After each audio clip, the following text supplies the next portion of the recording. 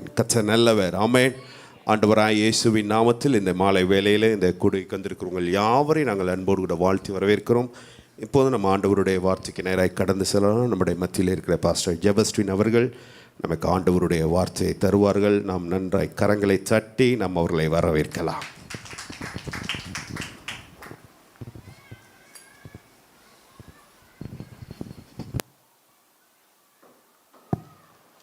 ஹல்லேலூயா.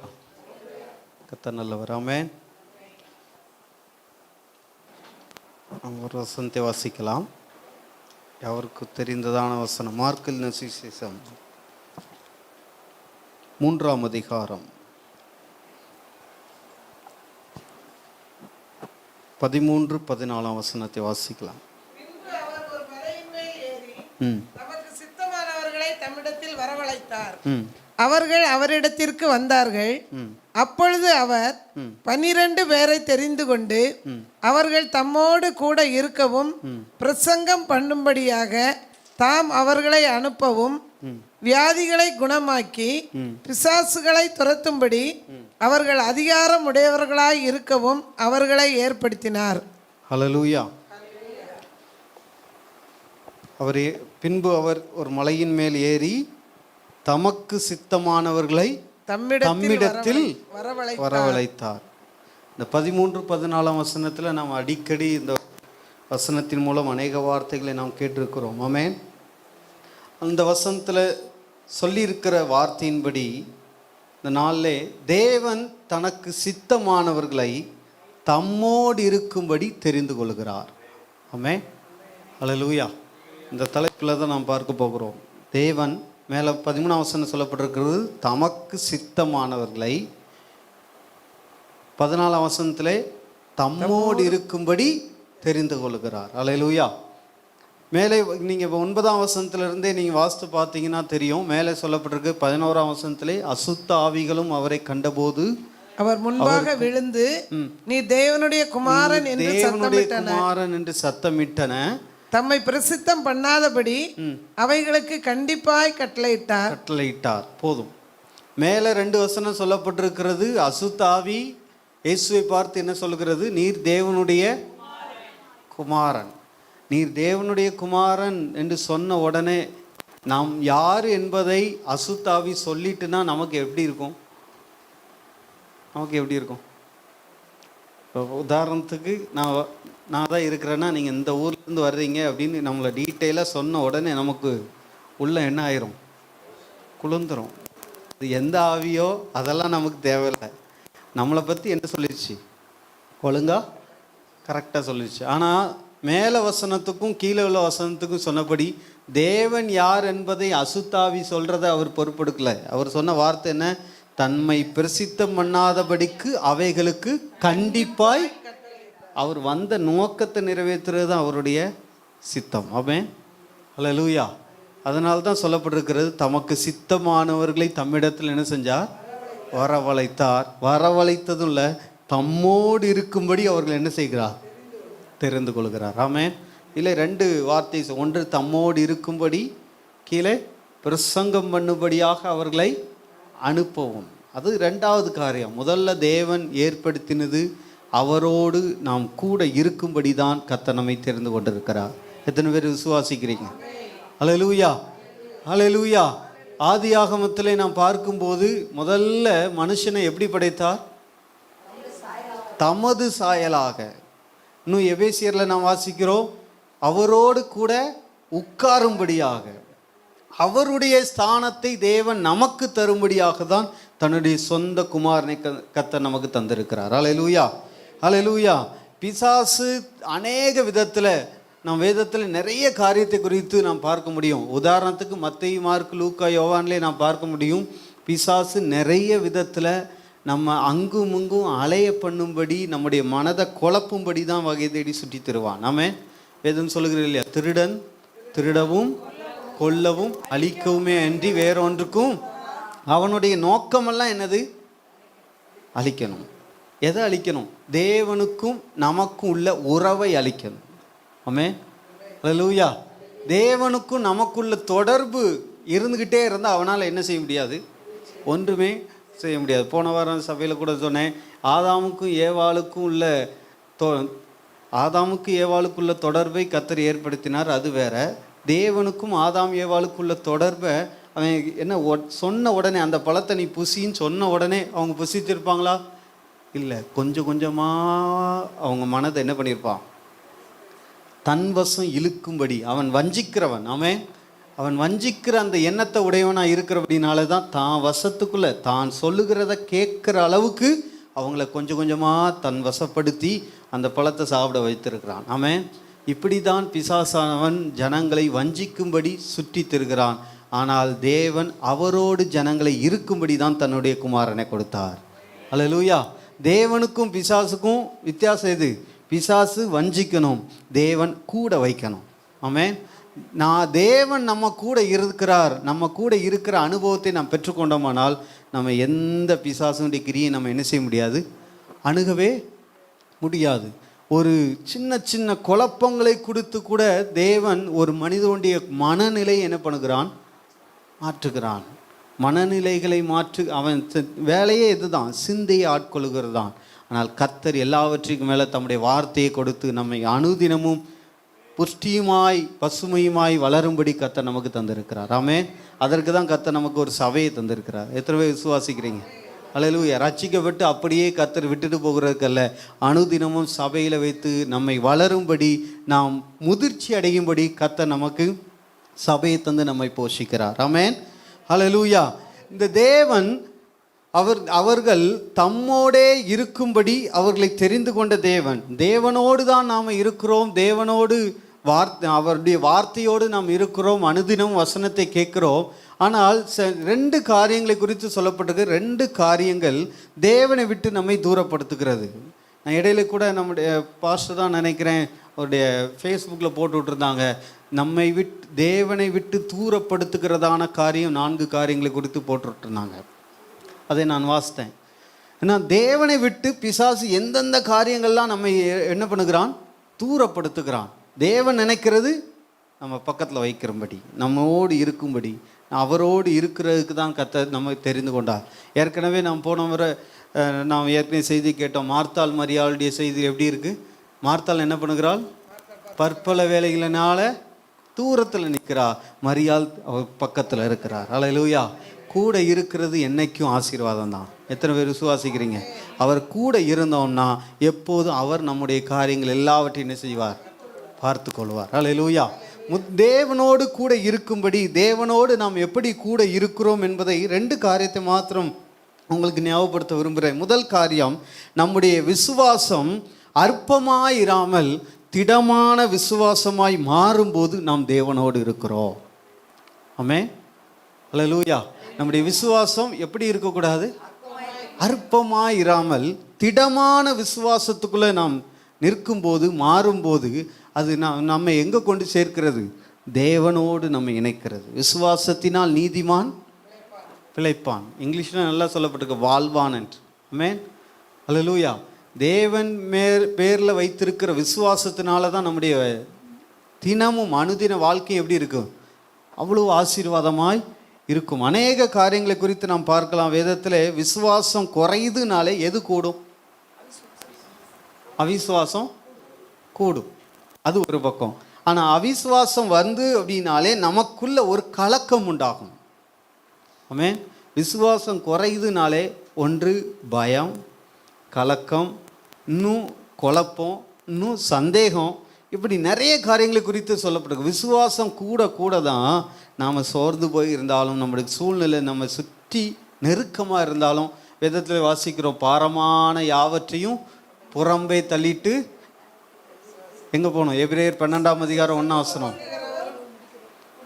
முடிக்கிறவருமாகிய அவரே நோக்கியே என்ன செய்யணும்? பொறுமையோடு ஓட வேண்டும். விசுவாசம் பெருகிட்டுனா சூழ்நிலையை பார்க்க மாட்டோம். நம்ம சுற்றி இருக்கிற நெருக்கமான கிரியைகளை நாம் என்ன செய்ய மாட்டோம்? பார்க்க மாட்டோம். அந்த விசுவாசம் பெருகும் போது தான் தேவனுக்கும் நமக்குள்ள உறவு இன்னும் அதிகமாக பெருகக்கூடியதாக இருக்கிறது. அல்லேலூயா. இன்னும் அநேக காரியங்களை குறித்து பார்க்கலாம். ஒரு வசனத்தை கூட வாசிக்கலாம். மத்தேயு எழுதின சுவிசேஷம் 14ஆம் அதிகாரம் 23ஆம் வசனத்தை வாசிக்கலாம். தனித்து ஜெபம் பண்ண ஒரு மலையின் மேல் ஏறி சாயங்காலம் ஆன போது அங்கே தனிமையாய் இருந்தார். அதற்குள்ளாக படகு நடுக்கடலிலே சேர்ந்து எதிர்காற்றாய் இருந்தபடியால் அலைகளினால் அலைவுபட்டது. இரவின் 4ஆம் ஜாமத்திலே இயேசு கடலின் மேல் நடந்து அவர்களிடத்திற்கு வந்தார். இயேசு கடலின் மேல் நடந்து அவர்களிடத்திற்கு வந்தார். இங்க ஒரு சம்பவம் நடக்கு. என்ன நடக்கு? சாயங்காலம் ஆயிடுச்சு. சீசர்கள் எல்லாம் எங்க போறாங்க? படகுல ஏறி போறாங்க. அங்க பிரச்சனை என்ன? பெருங்காற்று வீசி படகு தத்தளிக்கிறது. அதில் நாம் வாசிக்கிறோம், அதற்குள்ளாக படகு நடுக்கலிலே சேர்ந்து எதிர்காற்றாய் இருந்தபடியினால் அலைகளினால் அலைவுபட்டது. அலைகளினால் வாழ்க்கையில எதிர்காற்றா இருக்கக்கூடிய சூழ்நிலைகள் கூட நமக்கு வரும். அலைகள் வரும், நெருக்கங்கள் வரும். ஆனால் அந்த எதிர்காற்றை பார்த்துட்டே இருந்தோம்னா தேவனுக்கும் நமக்குள்ள உறவுல நாம் என்ன செய்ய முடியாது? வளரவே முடியாது. அதில் நல்லா வாசிக்கிறோம், அவர் கடலின் மேல் நடக்கிறதை சீசர்கள் கண்டு கலக்கமடைந்து ஆவேசம் என்று சொல்லி பயத்தினால் அலறினார்கள். பயத்தினால் அலறினார்கள். இங்க உன்னை ஒரு பிரச்சனை என்ன தெரியுமா? படகுல இருக்கிறாங்க. கர்த்தர் நம்மள அவர் கூடவே இருக்கிற சீசர்கள் தான். அவர் கூடவே இருந்து ஜனங்களுக்குள்ளே அவர் செய்கிற அற்புதங்களையும் அடையாளங்களையும் பார்த்த சீசர்கள், அவர்களுக்குள்ள என்ன இல்லை? விசுவாசம் இல்லை, பயம் வந்துடுச்சு. விசுவாசம் குறையும் போது பயம் கூடும். அது சொல்லுவாங்க, விசுவாசமும் பயமும் தண்ணியும் எண்ணெயும் மாதிரி என்று சொல்லுவார்கள். ஆமாம். தண்ணியில் எண்ணெயில் தண்ணி ஒட்டுமா? ஒட்டாது. விசுவாசம் இருந்தால் என்ன இருக்காது? பயம் இருக்காது. பயம் வருதுன்னா விசுவாசம் என்னது? குறைய போகுது. ஆமென், ஹல்லேலூயா. ஆனால் அந்த பயந்து அதோட முடிகிறது இல்லை. இயேசு கடலின் மேல் நடந்து போகிறார். அவர் நடந்து போகிறதை யார் பார்த்து சொல்றா? வாசிங்க. அவர் சீஷர்கள் கண்டு கலக்கமடைந்து ஆவேசம் என்று சொல்லி பயத்தினால் அலைனார்கள். உடனே இயேசு அவர்களோட பேசி, திடன் கொள்ளுங்கள், நான் தான், பயப்படாதிருங்கள் என்றார். நான் தான், பயப்படாதீர்கள் என்றார். பேதுரு அவரை நோக்கி, ஆண்டவரே, நீரே ஆனால் நான் ஜலத்தின் மேல் நடந்து உம்மிடத்தில் வர கட்டளையிடும் என்றார். கட்டளையிடும் என்றார். இங்கதான் விசுவாசம் பிறக்குது. ஆமென், ஆமென். இல்ல நாம் விசுவாசம் பிறக்கிறதையும் பார்க்கலாம், விசுவாசம் குறைந்ததையும் பார்க்கலாம். இங்கு இயேசு நடந்து வருகிறதை பார்த்து பேதுரு என்ன சொல்றான்? நீர் நடந்து வர்ற மாதிரி நான் என்ன செய்யணும்? வர கட்டளையிடணும், நடக்கும். நான் நினைக்கிறேன் பேதுரு நடக்க ஆரம்பிச்சிருப்பார். 2 ஸ்டெப் எடுத்தோடனே இயேசு முகத்தை பார்க்காம தண்ணியை பார்த்துருப்பார். தண்ணியை பார்த்தோன்னு என்ன ஆயிட்டாரு? கீழே போயிட்டார். ஆமென். இயேசுவை பார்க்கும்படி, இயேசுவுக்கும் நமக்குள்ள கனெக்ஷன் கரெக்டாக இருக்கும்படி தான் கர்த்தர் விரும்புகிறார். ஆனால் நமக்கு கீழே இருக்கிற தண்ணீரை போல, நெருக்கத்தை போல பல பிரச்சனைகளை பார்க்கும்போது நாம் அந்த பிரச்சனைக்கு உள்ளே போகிற மாதிரி கலக்கம் உண்டாகிறது. ஆமென், ஹல்லேலூயா. அதனால் தான் இயேசு சொல்லுகிறார் 31ஆம் வசனத்திலே, உடனே இயேசு கையை நீட்டி அவனை பிடித்து, அற்ப விசுவாசியே ஏன் சந்தேகப்பட்டாய்? அற்ப விசுவாசியே ஏன் சந்தேகப்பட்டாய்? இங்கு ஒன்று பயம் வருது. அற்ப விசுவாசம் வந்துட்டுனாலே என்ன இருக்கு? பயம் இருக்கு, சந்தேகம் இருக்கு. ஆமென். சில வேளைகளில் நாம் இருக்கிறது உலகத்தில் தான் இருக்கிறோம், ரட்சிக்கப்பட்டிருக்கிறோம், கர்த்தருடைய வசனத்தை அறிகிறோம், அனுதினமும் கர்த்தருடைய வசனத்தை வாசிக்கிறோம், ஜெபிக்கிறோம், எல்லாம் செய்கிறோம். உலகத்தில் தான் இருக்கிறோம். உலகத்தில் உள்ள கிரியைகள் நம்மை சூழ்ந்து கொண்டே தான் இருக்கிறது. ஆனால் அந்த உலகத்தின் நடுவே கர்த்தர் நம்மை உதிக்கிற ஒளியாய் வைத்திருக்கிறார். ஆமென், ஹல்லேலூயா. அது உதிக்கிற ஒளியாய் நாம் பிரகாசிக்கிறது எப்போ அப்படின்னா, தேவனுக்கும் நமக்குள்ள தொடர்பு கரெக்டாக இருக்கும்போது நாம் பிரகாசிக்கப்படுவோம். அந்த கனெக்ஷன் கொஞ்சம் கொஞ்சமாய், அந்த விசுவாசம் கொஞ்சம் கொஞ்சமாய் குறையும் போது உலகத்தாலே நாம் ஈர்க்கப்படுகிறோம். ஆமென். தீய சக்திகள் ஜனங்களை ஈர்த்து கொள்ள நினைக்கும். ஆனால் தேவன் அதை விட அவன் என்னுடையவன் என்று சொல்லி நம்மை தூக்கி நிறுத்த அவர் போதுமானவராக இருக்கிறார். ஹல்லேலூயா, ஹல்லேலூயா. நாம் ஏசியாவிலையும் எசேக்கியேலையும் அநேக வார்த்தைகளை கேட்குறோம். தண்ணீர் மேலே நடந்தாலும் சரி, அக்னியில் கடந்தாலும் சரி, கர்த்தர் நம்ம என்ன நிறுத்துகிறார்? தூக்கி நிறுத்துகிறார். ஆமென், ஹல்லேலூயா. இல்லை நாம் கீழே வாசிக்கிறோம், அப்பொழுது படவில் இருந்தவர்கள் வந்து மெய்யாகவே தேவனுடைய குமாரன் என்று சொல்லி அவரை பணிந்து கொண்டார்கள். இன்னும் பிசாசுக்கும் தேவனுக்கும் பல வித்தியாசங்கள் உண்டு. ஏன்னா பிசாசும் லூசிஃபரும் எங்கேருந்து வந்தவன் தான்? பரலோகத்திலிருந்து வந்தவன் தானே. பிசாசு வந்து இந்த காரியத்திலிருந்து நம்மை தூக்கி தூர நிறுத்தும்படிக்கு அவன் வகை தேடுவான். ஆனால் தேவன் சகலத்தையும் அறிந்தவர். வேதம் சொல்கிறது அவர் யார்? சர்வ வல்லமை உள்ள தேவன். ஆமென். தேவனை குறித்து சொல்லப்பட்டிருக்கிறது சர்வ ஞானி, சர்வ வியாபி, சர்வ வல்லவர். ஆமென். அவர் எங்கும் இருக்கிறவர், சர்வ ஞானம் உள்ளவர். ஆமென். ஆனால் பிசாசால அவன் முன்னையும் இருக்க முடியும், இங்கே இருந்தாம்னா அங்கே இருக்க முடியாது. ஆனால் கர்த்தர் எங்கும் இருக்கிறவர். அல்லேலூயா, அல்லேலூயா. பிசாசு தத்தளிக்க பண்ணி ஏதாவது ஒரு தேவனுக்கும் நமக்குள்ள தொடர்பை என்ன செய்ய நினைப்பான்? கட் பண்ண நினைப்பான். ஆனால் தேவன் அப்படிப்பட்டவரில் நாம் கூப்பிடும்போது, ஏற்கனவே ஒரு சம்பவம் சொல்லியிருக்கிறேன். ஒரு தேவனுடைய தாசர் ஒரு தரிசனத்தில், ஒரு சொப்பனத்தில் அவர் கண்டாராம். ஜெபித்து கொண்டு படித்திருந்தார். அந்த சொப்பனத்தில் நினைக்கும்போது தேவனும் அவரும் பேசி கொண்டிருக்கிறார். நன்றாக தேவனோடு உறவாடி கொண்டிருக்கிறார். உறவாடி கொண்டிருக்கும்போது பிசாசு கொஞ்சம் கொஞ்சமாக அந்த உறவை என்ன செய்கிறான்? மறைக்கிறான். இப்போ நானும் இவருக்கும் உள்ள தொடர்பு இருக்கிறான். இடையில யார் வர்றா? பிசாசு வந்து மறைக்கிறான். அந்த பிசாசு வந்து மறைக்கும்போது, ஆண்டவரே உமக்கும் எனக்குள்ள தொடர்பை பிசாசு என்ன செய்கிறான்? மறைக்கிறான். நீர் அவனை அப்பாலே போ சொல்லுன்னு ஆண்டவர்கிட்ட எவ்வளவோ அந்த மனுஷன் கெஞ்சினாராம். ஆனால் ஆண்டவர் என்ன செய்யலை? போ சொல்லலை. இவருக்கே தானாக கோபம் வந்து இயேசுவின் நாமத்தினாலே போ பிசாசுன்னு விரட்டினார். பிசாசு என்ன செஞ்சிச்சு? போயிடுச்சு. அப்போ தான் ஆண்டவரே நீர் ஏன் துரத்தெல்லாம் சகல அதிகாரத்தையும் சபைக்கு கொடுத்துருக்கிறேன் என்று சொன்னார். அல்லேலூயா, அல்லேலூயா. சபைக்கு தான் சகல அதிகாரத்தை கர்த்தர் கொடுத்துருக்கிறார். நமக்கு கொடுத்துருக்கிற அதிகாரத்தில் நாம் யாரை விரட்டணும்? பிசாசுக்கு இடம் கொடுக்கறதும் எதால தான்? நம்ம தான். பிசாசை விரட்டுறதும் நம்ம தான். ஆமென். விசுவாசம் இருந்தால் பிசாசை துரத்துவோம். விசுவாசம் குறைஞ்சி அவிசுவாசம் வந்துச்சுன்னா பிசாசுக்கு என்ன செய்வோம்? இடம் கொடுப்போம். ஆமென். அல்லேலூயா. அதான் சொல்கிறேன், அப்ப விசுவாசியே ஏன் சந்தேகப்பட்டாய்? நமக்கு கொஞ்சம் சந்தேகம். சில விஷயம் நமக்கு காரியங்கள், ஏதாவது நாளைக்கு ஒரு காரியம் நடக்கும்னா நமக்கு ஒன்று எல்லா காரியங்களையும் பார்த்துட்டு அந்த காரியத்திற்காக யாரெல்லாம் பார்க்கணுமோ அவங்கெல்லாம் என்ன செஞ்சுருவோம்? சின்ன பண தேவையாக இருக்கட்டுமே, அந்த பண தேவைக்கு யாரெல்லாம் பார்க்கணுமோ பார்த்துட்டு கடைசி ஆட்ட வருவோம், ஆண்டவர்கிட்ட வருவோம். ஆண்டவரே ஒரு காரியம் நடக்கலை, நீர் தான் என்ன செய்யணும்? வாய்க்க செய்யணும். அந்த நேரத்துலேயும் நைட்டு நமக்கு ஒரு சந்தேகம் வரும், ஆண்டவர் செய்வாரா செய்ய மாட்டாரா? அந்த சந்தேகம்தான் பிசாசுக்கு இடம் கொடுக்கக்கூடியதாக இருக்கிறது. அல்லேலூயா, அல்லேலூயா. முடிவு பரியந்தம் கர்த்தருக்குள்ளே இருந்து நாம் விசுவாசத்தோடு இருக்கும்போது கர்த்தர் நமக்காக யாவற்றையும் செய்து முடிப்பார். ஆமென். அல்லேலூயா, அல்லேலூயா. நிறைய காரியங்களை, நிறைய சாட்சிகளை ஊழியர்கள் மூலம் அநேக சாட்சிகளை கேட்கலாம். நமக்கு கர்த்தர் ஒரு காரியத்தை செய்யணும்னு நினச்சா யாரனாலும் எங்கனாலும் தூக்கி போடுவார். போடுவாரா? போட மாட்டாரா? போடுவார். அல்லேலூயா.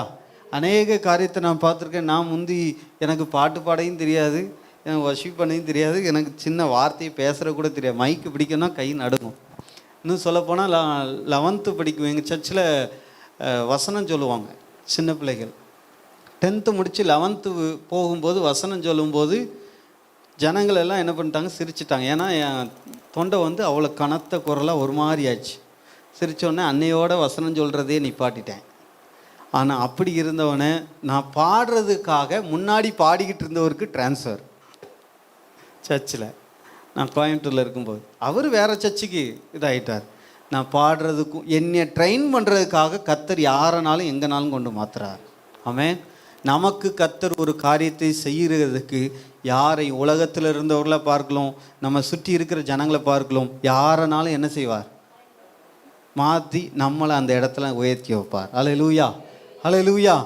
நாம் கர்த்தரை சார்ந்து இருக்கும்போது, கர்த்தரோடு தொடர்பு இருக்கும்போது நமக்கு பிரச்சனைகள், நெருக்கங்கள் எல்லாம் வரலாம். பிரச்சனை வரலன்னா நம்ம என்ன செஞ்சிட மாட்டோம்?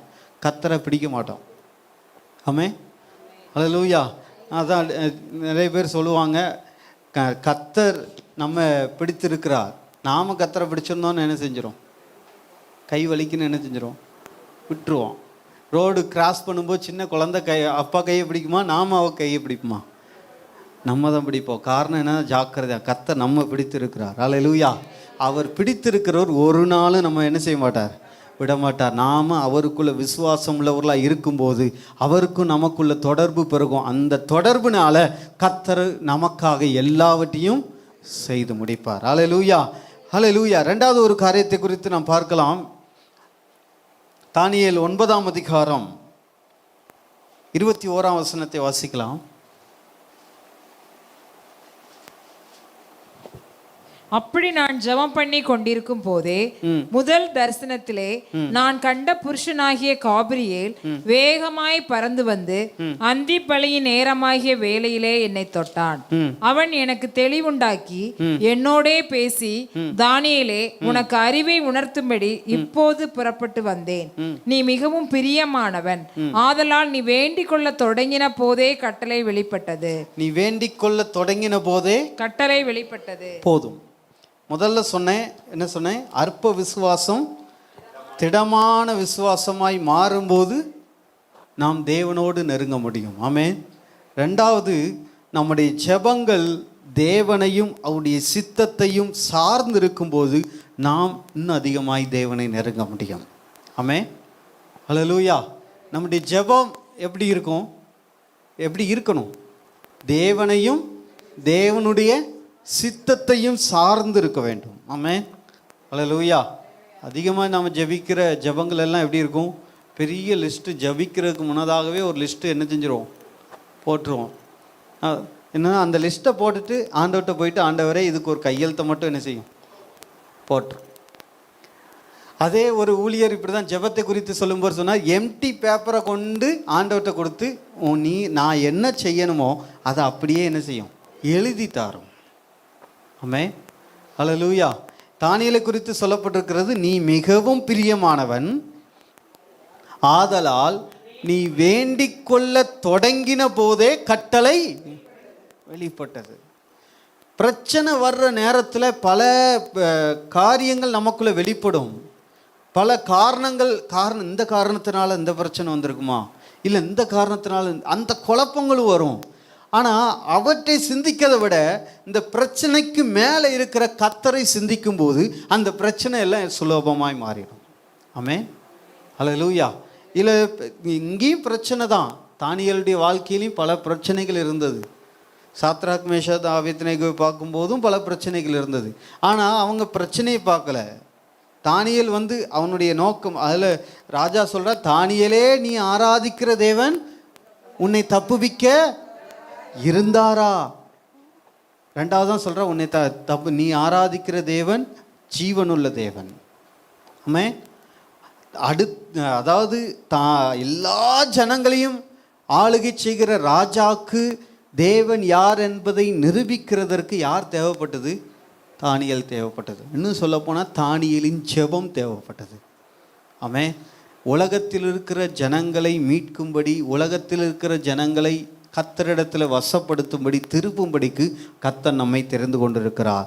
நாம் தேவனையும் தேவனை சார்ந்தவர்களாய், தேவனுடைய சித்தத்தை சார்ந்தவர்களாய் நாம் ஜெபிக்கிற அந்த ஜெபத்தின் மூலம் அநேக ஜனங்கள் தேவனுக்கு நேராய் திருப்பப்படுகிறார்கள். ஹல்லேலூயா. ஒரு ரெண்டு காரியம் தான். ஒன்று, நாமும் கர்த்தரோடு என்ன செய்கிறோம்? நெருங்குகிறோம். ஜனங்களும் கர்த்தரோடு நெருங்குகிறதற்கு ஒரு வழியை உண்டாக்குகிறோம். ஆமென். ஹல்லேலூயா. இன்னும் வேதத்தில் இன்னொரு காரியத்தை கூட பார்க்கலாம். 2 நாளாகமம் புஸ்தகம் 20ஆம் அதிகாரம்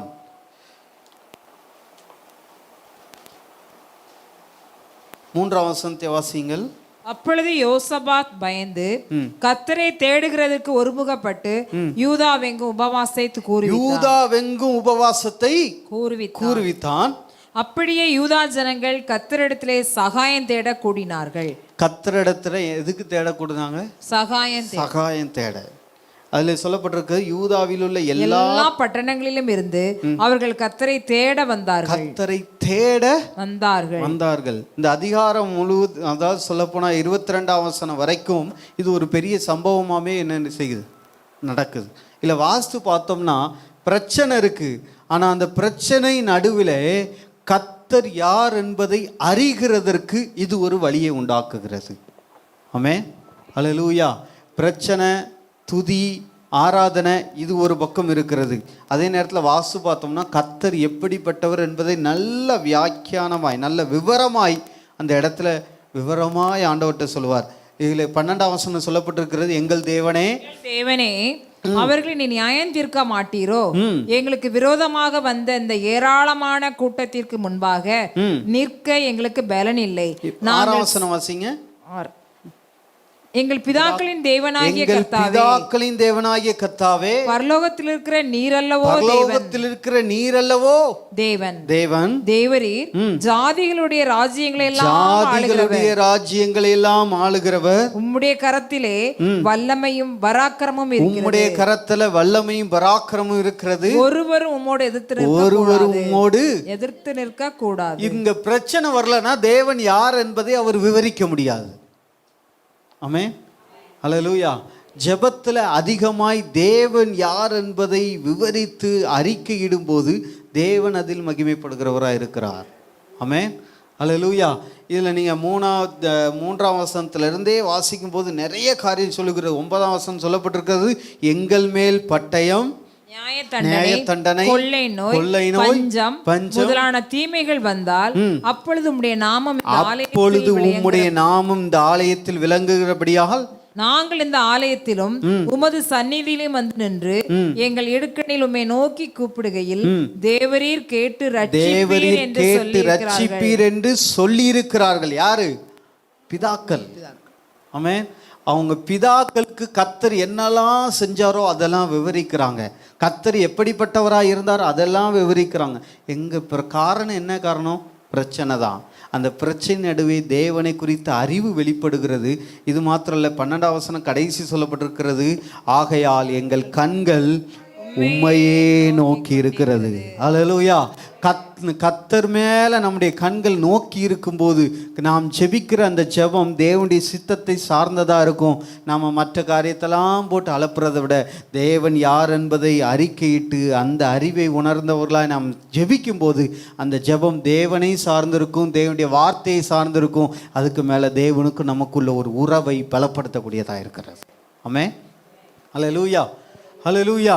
அப்படி பலப்படும் போது தேவனும் நாமும் என்ன ஆகிறோம்? ஒன்றாகிறோம். அந்த ஒன்றாகும் போது தேவன், வேதத்தில் சொல்லப்பட்டிருக்கிற இல்லையா, தேவன் தமக்கு சித்தமானவனுக்கு தம்முடைய ரகசியத்தை என்ன செய்கிறார்? வெளிப்படுத்துகிறார். இந்த உலகத்தில் உள்ள ஜனங்களை மீட்கிறதற்கு ரகசியமே யார் கையில் தான் இருக்குது? சபை கையில் தான் இருக்கு. விசுவாசிக்கிறீங்களா? அல்லேலூயா. ஏன்னா கர்த்தர் தாம் தெரிந்து கொண்ட பிள்ளைகளுக்கு தான் தம்முடைய ரகசியத்தை என்ன செய்கிறார்? வெளிப்படுத்துகிறார். நாமும் அவர் ஒன்று ஆயிட்டோம்னா ஜனங்களுக்குள்ளே நடப்பிக்கிறதற்கு என்னென்ன கிரியைகளை நடப்பிக்கணுமோ அந்த காரியத்தை கர்த்தர் சபைக்கு வெளிப்படுத்துகிறார். சபையின் மூலமாய் தான் பெரிய அற்புதம் நடக்கும். சபையின் மூலமாய் தான் எழுப்புதல் உண்டாகும். தேவனுக்கு நமக்கு உறவு பலப்படும் போது நம்மை பார்க்கிறவர்கள், நம்மை சார்ந்து இருக்கிறவர்கள், நம்முடைய சுற்றி இருக்கிற ஜனங்களுக்குள்ளே ஒரு பெரிய மறுரூபம் உண்டாகும். ஆமென், அல்லேலூயா. அப்படி நாம் சார்ந்து இருக்கும்போது நாம் ஒரே ஒரு காரியம் தான் செய்ய முடியும். என் விருப்பமும் என்னுடைய கிரியைகளும் அதை நம்ம செயல்படுத்த என்ன செய்யாது? நமக்கு தோணாது. அதனால்தான் உங்கள் நீதியில் அல்ல என்னுடைய நீதியில் நாம் நிற்கும்படி, தேவனுடைய நீதியில் நாம் நிற்கும்படி தான் கர்த்தர் நம்மை வைத்திருக்கிறார். ஆமென். நம்முடைய நீதியில் வச்சோன்னா, ஆண்டவரே நான் இதை செஞ்சேன், எனக்கு இதை நீர் தரலைன்னு உடனே என்ன தான் செய்வோம்? கொஸ்டின் மார்க்கை போட்டு ஆண்டவர்கிட்ட என்ன செய்வோம்? கேட்போம். இப்போ பிள்ளைகள் கூட கடைக்கு போகணுன்னு சொன்னால் உனக்கு ஒரு சாக்லேட் வாங்கிக்கன்னு சொன்னால் தான் போவாங்க. அப்போ ஆண்டவருக்காக நாம் ஒரு காரியம் செஞ்சோம், இதை நான் செஞ்சுருக்கேன் ஆண்டவரே, நீர் ஒன்றுக்குள்ளேனா நீ கணக்கில் எழுதி வச்சுக்கிடுன்னு சொல்லுவோம். அப்படி தானே? அதனால் நம்முடைய நீதியில் அல்ல, அவருடைய நீதியை வெளிப்படுத்துகிறது தான். அவருடைய நீதியை நமக்கு தந்து நம்ம இந்த பூமியிலே சபையிலே நிற்க பண்ணியிருக்கிறார். ஆமை, அல்லேலூயா, அல்லேலூயா. நாம் யாரை சார்ந்திருக்க வேண்டும்? தேவனை மாத்திரம் அல்ல, தேவனுடைய வார்த்தையும் சார்ந்திருக்கிறவர்களாக நிற்கும்போது தேவனுடைய சித்தத்தின்படி நாம் ஜெபிக்கிற ஒவ்வொரு ஜெபத்திற்கும் கர்த்தர் பதில் தருகிறார். ஆமென். விசுவாசிக்கிறீங்களா இல்லையா? அல்லேலூயா. ஒன்று, அற்ப விசுவாசம் திடமாய் மாறும். ரெண்டாவது, தேவனையும் அவருடைய சித்தத்தையும் சார்ந்து ஜெபிக்கிற ஜெபம் மூலமாய் தேவனுக்கு நமக்குள்ள உறவு என்ன இருக்கும்? பெருகும். ஆமென், அல்லேலூயா. ஃபாதர் கூட பாடியிருக்காரு இல்லையா, யார் பிரிக்க முடியும் நாதா உந்த நண்பிலிருந்து தேவா, என் சார்பில் நீர் இருக்க எனக்கு எதிராக யார் இருப்பார்? மகனே நீர் அனுப்பினதற்கு அவரோடு கூட எல்லாவற்றையும் நீர் அருளாதிருப்பது எப்படி? ஆமென், அவருடைய சொந்த குமாரனை கொடுத்து அவருடைய சார்பில் நம்ம என்ன கொண்டார், இழுத்து கொண்டார். அதை பிரிக்கிறதுக்கு பிசாசுக்கு ஒரு வல்லமை கிடையாது. அவருடைய சார்பில் இருக்கிற வரைக்கும் பிசாசு ஒன்றுமே செய்ய முடியாது. அவருடைய சார்ந்து இருக்கும்போது, அவரோடு இணைந்து இருக்கும்போது கர்த்தர் நம்மையும் நம்முடைய குடும்பத்தையும் சபையும் கர்த்தர் வல்லமையாக பயன்படுத்துவார். ஆமென். கர்த்தர் தாமே இந்த வார்த்தையை ஆசீர்வதிப்பாராக.